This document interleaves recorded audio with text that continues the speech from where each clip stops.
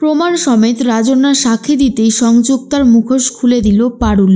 সম্পূর্ণ জানতে ভিডিওটিতে একটি লাইক করে দেখতে থাকো। গল্পের শুরুতেই দেখা যায় পারুল একের পর এক প্রশ্নের উত্তর খুব ভালোভাবে দিতে থাকে। তখন সংযুক্তাও ছেড়ে কথা বলে না।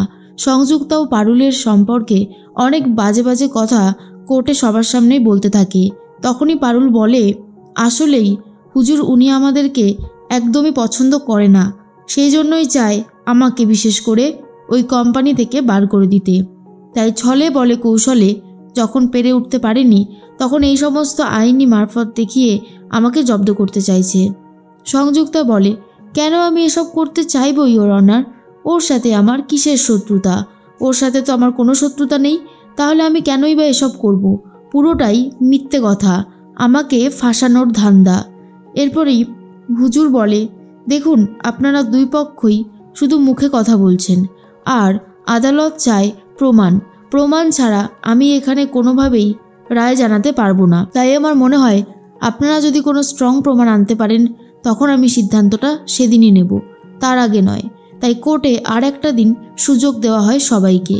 তখনই রাজন্যার কথাই বারবার ভাবছিল পারুল। আর এরপরেই পারুল ভাবে, যেভাবেই হোক না কেন একটা ব্যবস্থা আমাকে করতে হবে, প্রমাণ লাগবে। এরপর সংযুক্তা বলে, কি ব্যাপার, আপনারা দুজন কি এত ভাবছেন বলুন তো? সংযুক্তা যেই লয়ারদেরকে ঠিক করেছিল সেই লয়াররা বলে, ম্যাডাম আমাদের যে অপোনেন্ট পারুল চক্রবর্তী, তিনি কিন্তু বেশ ভালো পরিমাণে দক্ষতা দেখিয়েছে। আমি তো ওর পয়েন্টগুলো শুনছিলাম, যথেষ্ট ভালো ভালো পয়েন্ট সামনে রেখে এই কেসটা উনি লড়তে এসেছেন। পারুল বলে, আপনাদেরকে হায়ার করা হয়েছে, এতগুলো টাকা দেওয়া হয়েছে ওর প্রশংসা করবার জন্য নয়, আমরা কি করে আরও বেটার করতে পারি সেটা ভাবুন, তাহলে আমার জন্যও যেমন সুবিধা হবে সেরকম আপনার জন্যও সুবিধা হবে। আশা করছি আপনি বুঝতে পেরেছেন আমি ঠিক কী কথা বলতে চাইছি। তখনই অ্যাডভোকেট বলে, ঠিক আছে ম্যাডাম, আপনি চিন্তা করবেন না, এবারে একটা মোক্ষম চাল দেব, আর সেই মোক্ষম চালে পারুল একদম কুপকাত হয়ে যাবে, কেউ আর বাঁচাতে পারবে না, চাকরিটা পারুলের যাবেই যাবে।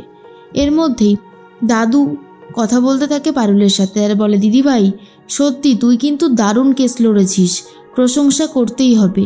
অপোনেন্টও কিন্তু ছেড়ে কথা বলেনি, অপোনেন্ট কিন্তু পরের দিন আরও বেশি করে প্রশ্ন উত্তরে ভরিয়ে দেবে, তাই আমাদেরকে ময়দানে নামতে হবে খুব ভালো করে।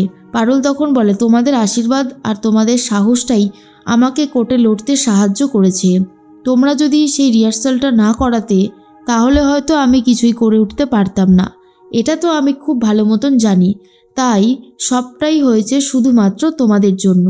এরপরে গোপাল বলে, কিন্তু বোন পরের দিন কিন্তু তোকে আরও প্রশ্নের উত্তর দিতে হবে, তুই রেডি তো? পারুল তখন বলে, হ্যাঁ দাদা আমি একদম রেডি আছি। এদিকে সংযুক্তা ইমিডিয়েটলি অফিসে একটা মিটিং করে, সেখানে সমস্ত এমপ্লয়ীদেরকে ডেকে পাঠিয়েছে। আর ধ্রুব তখন বলে, কি ব্যাপার সংযুক্তা, হঠাৎ করে তুমি আমাদের সবাইকে ডেকে পাঠালে? সংযুক্তা বলে, তোমরা তো সবাই জানো অফিসের অবস্থাটা ঠিক এখন কেমন, অফিসের এই বিপদের দিনে তোমাদের পাশে থাকাটা আমাদের জন্য খুবই দরকার, তোমরা যদি পাশে না থাকো তাহলে আমরা এই কেসটা জিততে পারবো না। তোমাদেরকে কি করতে হবে আশা করছি বুঝতে পেরে যাচ্ছ। কালকে তোমাদেরকে কোর্টে ডাকা হবে সাক্ষী দেওয়ার জন্য, পারুল আর রায়ানের সম্পর্কে সাক্ষীটা তোমাদেরকেই দিতে হবে, কি পারবে তো? তোমরা যদি অফিসকে দেখো তাহলে অফিসও তোমাদেরকে দেখবে, এবার পুরোটা তোমাদের সিদ্ধান্ত, তোমরা কি করবে না করবে না সেটা কিন্তু আমাদেরকে জানিয়ে দিও। ধ্রুব তখন বুঝে যায় কি করতে হবে, কোর্টের কাঠগড়ায় দাঁড়িয়ে সাক্ষী দিতে হবে মিথ্যে সাক্ষী পারুল আর রায়ানের নামে। এরপরে জিজ্ঞেস করে, রাজন্যা কোথায়? তখন সবাই বলে, রাজন্যা তো ছুটি নিয়েছে। আর সংযুক্তা বলে, ঠিক আছে ওকে লাগবে না, তোমরা এতজন আছো তো, তোমাদেরকে দিয়েই কাজ হয়ে যাবে। এর মধ্যেই মৌসুমি ঠিক করে যে একবার ফোন করবে শিরিনকে, বলতে বলতে ফোনও করে দেয় আর বলে, শিরিন কেমন আছো? শিরিন তখন বলে, ভালো আছি আন্টি, কী ব্যাপার হঠাৎ করে ফোন করেছো, কোনো দরকার আছে নাকি? মৌসুমি বলে, তুমি তো শুনলাম রায়ানদের কোম্পানিতে নতুন HR হিসেবে যোগ দিয়েছো, শোনো না তোমাকে একটা কথা বলি, অনুরোধ করছি তুমি আমার ছেলের চাকরিটা খেও না, ওই পারুলের যা হবে হোক গিয়ে, তাতে আমার কিছু যায় আসে না, কিন্তু আমার ছেলের চাকরিটা যেন না যায় এটা তোমার কাছে আমার অনুরোধ রইল।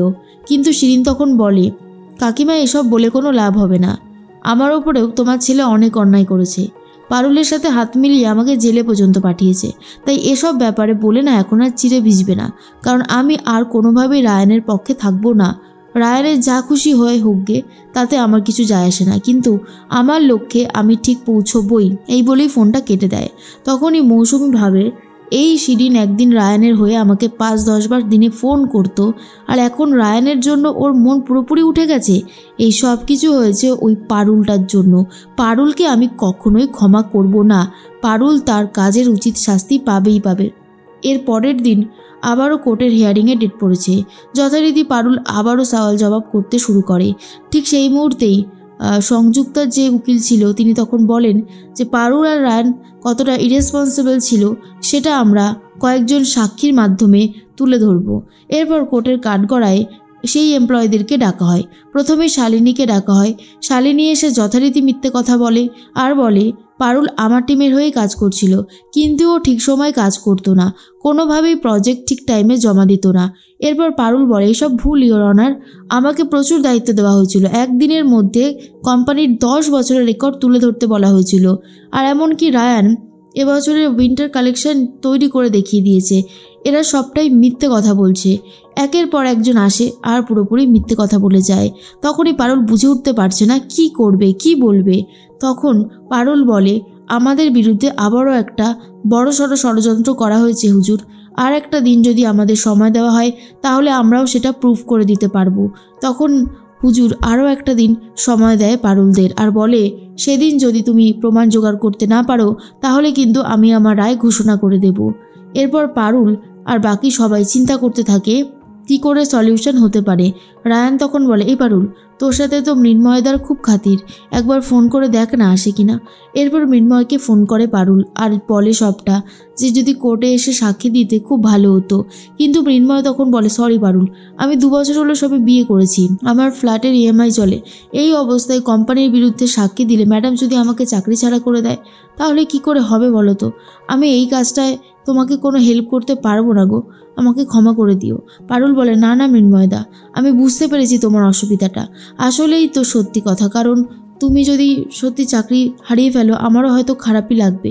এরপর রায়ান ভাবে তাহলে কি করে সম্ভব, কেউ তো আমাদের হয়ে সাক্ষী দেবে না। পারুল তখন বলে আছে একজন, যে সাক্ষী দেবেই। এরপর রাজন্যার কাছে চলে যায় পারুল আর রায়ান।